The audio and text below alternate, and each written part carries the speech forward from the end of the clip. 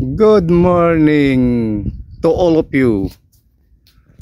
So for today's video, ito lang isang honest opinion lang, Kung mamimili ka ng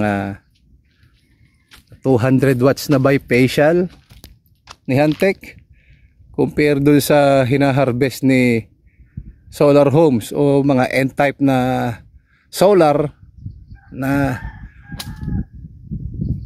single phase lang. Itong Hantec ko bifacial, merong hinaharvest sa ilalim, pero titingnan natin yung solar charge controller natin kung ito ba talagang 200 na ganitong bifacial, worth it ba talagang bilhin, o sa halip na magdalawa ka na lang nun.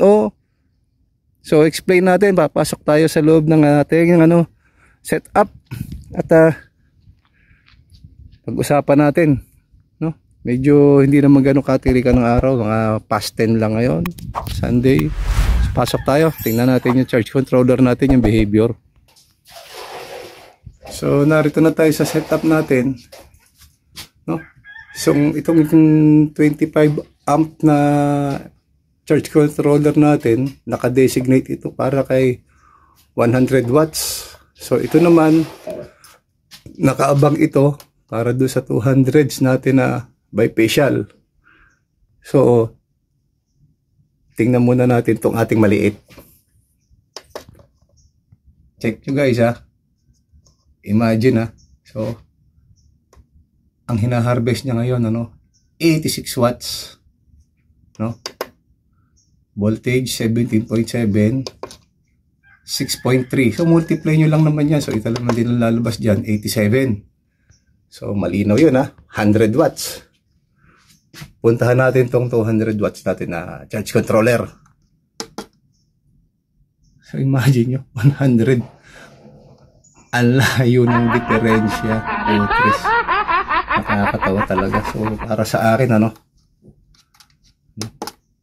hindi talaga, opinion ko lang, hindi worth it ang mga bifacial.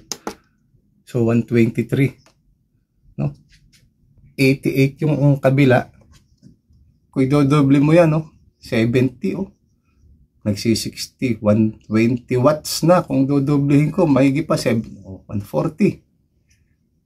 Maigi pang magdalawa na lang ako na 100 watts. Ganun din naman. Kumpara mo naman dito, 104. Balikan ulit natin, 80. So wala, hindi maganda yung mga bifacial. Just sayang lang ang pera niya. So yun lang, update. Okay, isa pang update natin, discuss ko na lang siguro sa other video. Nagparallel ako ng battery na magkaiba ng capacity pero the same battery chemistry naman to.